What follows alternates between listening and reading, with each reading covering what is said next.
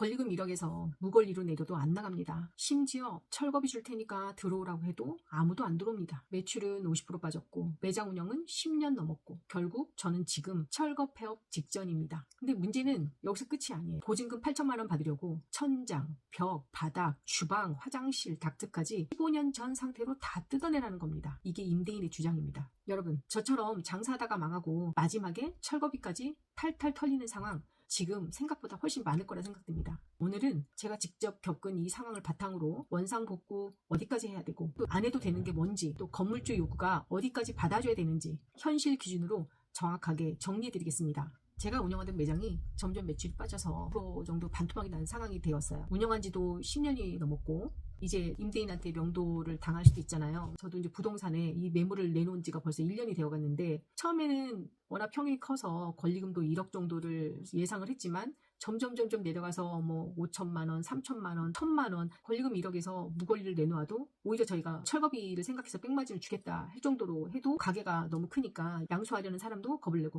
결국 철거 폐업할 상황이 놓이게 된 거죠. 여러분들 다 아시다시피 요즘 새롭게 사업을 시작하는 수요도 많이 줄었고 상권과 임차 조건을 보는 눈이 굉장히 까다롭고 민감해져 있어요. 그래서인지 제 매장도 새로운 임차인을 찾지도 못한 상황이었고 100평 구조다 보니까 더 양도양수 할 수 있는 상황이 아니었던 것 같아요. 아마도 비슷한 상황으로 지금 이 영상을 보는 분들이 많을 것 같아요. 계약 만기가 다가오는데 새로운 임차인을 구하지도 못했고 이제는 뭐 권리금 회수는커녕 뭐 몇천만 원 들여서 한 인테리어를 다 철거해야 되는 상황이 벌어진 거예요. 처음에 저희가 철거하겠다 결정을 하고 임대인하고 원상복구 얘기할 때도 사실 말도 안 되는 요구를 했어요. 16년도에 저희가 최초 계약을 했고 그 전에 4년 정도 운영된 고깃집 한식 뷔페를 거쳐서 저희가 인수한 상황이었는데 임대료 단 한 번도 인상 안 한 적이 없고 그리고 심지어 코로나 때도 올린 임대인입니다. 요즘 같은 불경기에 올리면 어떡하냐 하면 항상 불경기였다 얘기를 하면서 천장, 벽, 주방, 화장실, 가벽, 워크인 냉장고 15년 된 닥트까지 모든 걸 뼈대만 남기고 다 철거하러 간 거예요. 바닥도 겹겹이 쌓인 타일까지 전부 뜯어서 건물 도끼다시라나 까도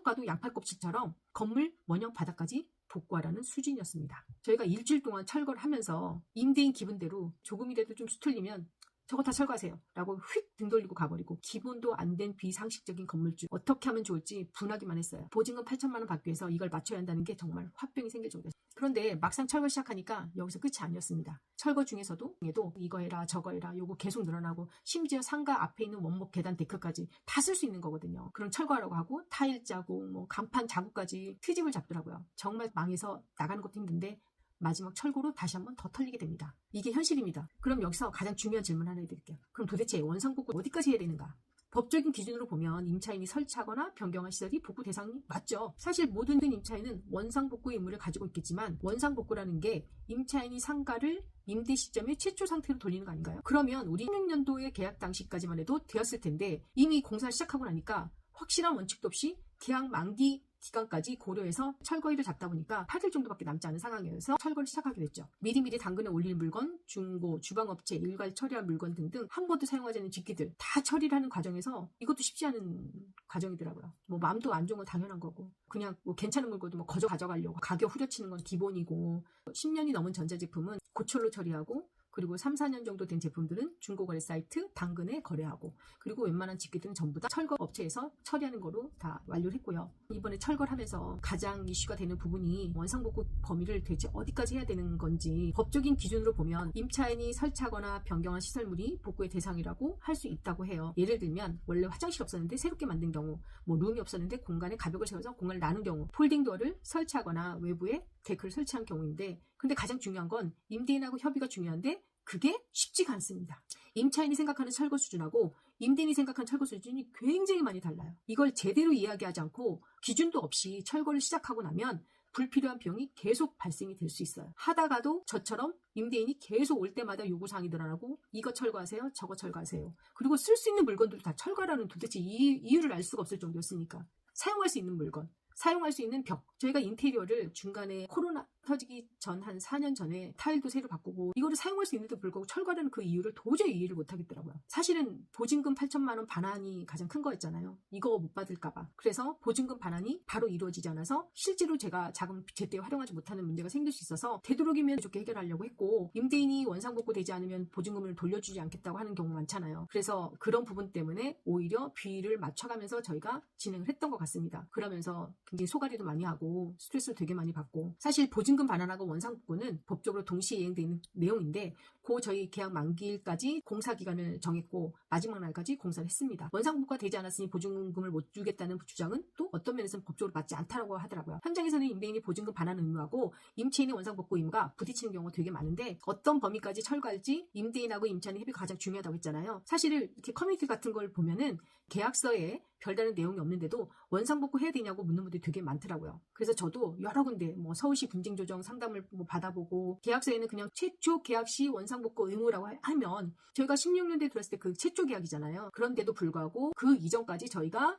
덤탱이로 써가지고 다 철거라는 이런 말도 안 되는 상황까지 벌어지니까 제가 이제 법적인 조항도 찾아보고 했지만 결국은 민법 제615조 상가 임대차 보호법 제10조에 따라서 원상복구라는 기본 의무는 있지만 계약서에 특약이 있다면 그 내용이 우선 적용됩니다 라는 문구가 있더라고요. 강남 일부 지역에서는 원상복구에 대한 디테일한 특약이 들어가는 경우도 있어서 바닥, 천장, 마감까지 다시 해야 되는 조건이 있고 또 자재, 시공 방식까지 명시되는 경우도 있다고 해요. 그리고 이런 거를 특약에 넣어서 반드시 있다면 그거를 꼭 따라야 된다는 기준도 있고 아무튼 임차인은 호구입니다. 반대로 특약이 없어도 임대인이 과다한 원상복구를 요구한다면 저희처럼 분쟁 사유가 될 수 있죠. 그리고 전 세입자의 인테리어까지 철거해야 하는지 궁금해하시는 분들도 많은데 이 부분도 케이스별로 다르다고 해요. 인수받은 시점 기준으로 보면 된다는 판례도 있습니다. 그래서 변호사들도 단편적인 정보만으로는 판단하기 어렵다고 하고 결국 계약 당시 협의 내용이 가장 중요합니다. 분쟁은 대부분 이런 부분을 정리하지 않아서 발생이 되는데 그렇다면 어떻게 해야 스트레스를 줄일 수 있을까? 제가 저처럼 똑같은 호구 당하지 않으시려면 몇 가지를 알려드릴게요. 첫 번째, 인수받은 시점에 사진과 영상을 최대한 많이 남기시고 그리고 임차인뿐만 아니라 임대인에게도 계약서 쓸 때 내가 들어갔을 때 최초 계약 당시 원복 기준이라는 걸 꼭 계약서상에 명시하도록 하세요. 임대인이 무리한 요구를 할 경우 이 자료가 협상의 근거가 되고 자료가 없으면 감정적인 싸움으로밖에 번질 수 없습니다. 원목 데크나 폴딩 도어 같은 경우에 계약 당시 원상복구 제외로 명시하는 것이 좋아요. 내부 화장실 추가도 철거 제외 조건으로 넣을 수도 있습니다. 계약할 때 이런 조건을 정리하는 것이 가장 중요한데 임대인도 마찬가지로 어떤 수준까지 복구를 원하는지 명확해야 됩니다. 이전 임차인이 남긴 시설이 있다면 그 범위를 계약 시점에 확실히 정리하는 게 좋죠. 나중에 저희처럼 분쟁에 발생될 수 있으니까 무조건 자료 없으면 협의 자체가 어려워져요. 대화로 해결이 안 되는 경우 있습니다. 상담기관, 분쟁조정위원회, 변호사든 하는 말들은 무조건 합의가 법적 판단보다 더 좋은 경우가 많다고 합니다. 변호사 비용도 알아보니까 착수금 400만 원에 진행비용 200~300만 원 든다고 하니까 시간, 돈, 스트레스 감당하기 쉽지 않을 듯해서 사실 저도 포기했습니다. 그래도 추천하는 방법이 있다면 대한법률구조공단 임대차 분쟁조정위원회를 활용하는 것입니다. 전화 상담도 가능하고 서류 작성도 전화로 상담해 주신 분이 거의 작성 도와주시니까 임대인, 임차인, 시설물 분쟁에서 원상복구 범위에 대한 분쟁이 발생하고 과도한 원상회복 요구에 대한 조정 신청을 원한다고 하고 임대인에게 이 조정 신청 사실 통보를 협조 요청을 우편으로 보내게 되는데 이것도 사실 임대인이 거부하면 아무 의미도 없는 상황이지만 그래도 검토는 받을 만하다고 생각합니다. 그 원상복구뿐만 아니라 권리금, 보증금, 임대료 등 다양한 분쟁을 조정도 해줍니다. 보통 60일 이내에 결과가 나오고요. 법원보다 빠르고 비용도 10만 원 정도의 수준이라 부담도 적고 또 온라인 신청 가능하고 전화로도 신청이 가능합니다. 당사자 간 해결이 어렵다면 이 제도를 활용하는 것도 좋은 방법이라고 생각이 됩니다. 결론적으로 계약과 상황에 따라 달라집니다. 누가 맞고 틀리냐보다 합의가 무조건 더 중요합니다. 중재위원회든 변호사를 통한 소송을 하든 무조건 서로가 합의가 필요하다는 권유를 합니다. 사실 너무나 쉽지 않고 임차인 입장에선 장사로 망가고 철거 비용까지 거기에 저희처럼 15년 전 상태로 돌려놔라 하는 건 아주 몰상식하고 과한 행위라고 생각이 되지만 이번 일 겪으면서 새로운 계약을 할 때 계약서상에 특약으로 꼭 명시하고 사진과 문서로 남겨야 한다는 아주 중요한 사실을 알게 됐죠. 임대인과 임차인이 서로 가능한 범위를 조율하는 것이 핵심이지만 미리 예방하는 게 최우선이라는 것을 강조드립니다. 구두가 아니라 문서로 남겨야 분쟁을 줄일 수 있습니다. 상처도 덜 받습니다. 원상회복 의무를 줄이려면 계약서 작성이 가장 중요하다고 했잖아요. 첫 번째로 입주 당시 상태를 정확하게 기록을 하되 그 상태가 원상복구 기준이 되니까 임차를 할 시점부터 준비가 중요하고 처음 들어갈 때 건물 상태를 꼭 사진으로 남겨야 합니다. 만약에 제가 인테리어를 하게 될 때는 목록과 내역서를 보내서 동의를 받아야 합니다.